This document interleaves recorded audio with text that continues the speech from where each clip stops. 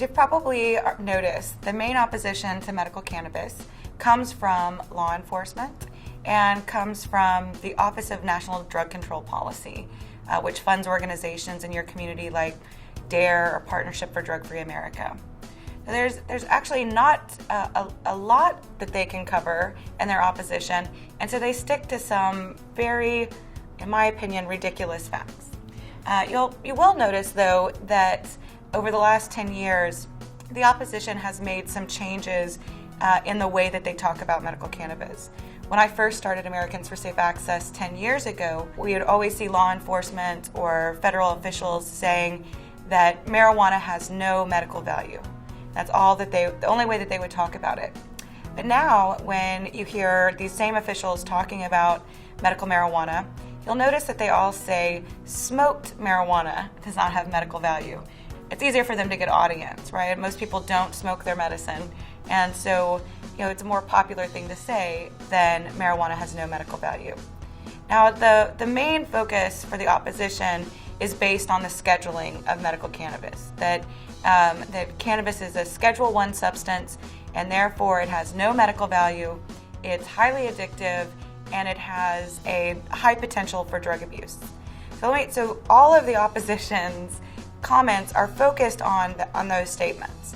So as far as marijuana being addictive, according to the DEA, the Drug Enforcement Administration, on their website where they talk about marijuana, they talk about the withdrawal symptoms from marijuana.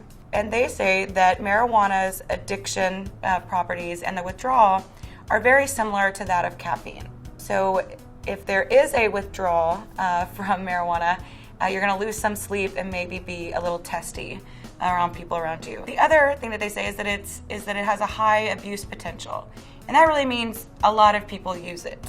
Right? So the more people use cannabis, whether it's illegal or legal, they're defining that by saying that they're abusing it, not using it. Some of the other opposition that we hear that our opponents say all the time is that if this is a medicine for the American people, then why doesn't the FDA just put it in a bottle and allow us to get it at pharmacies?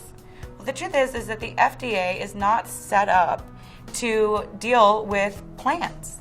In fact, in this country, herbal medicines and dietary supplements are not regulated by the FDA.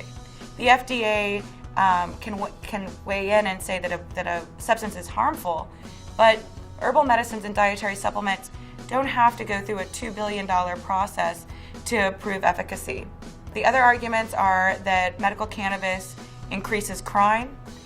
One thing that we definitely know is that anywhere where there's a medical cannabis center that is regulated by its local government, we actually see crime decrease and we see an asset to their community. So our opposition is really, in my opinion, running out of things to say, and this is where medical cannabis advocates play a huge part. It's one thing you'll find about this issue is that it's pretty easy to win a debate about medical cannabis. You just have to engage in it and keep your politicians on point.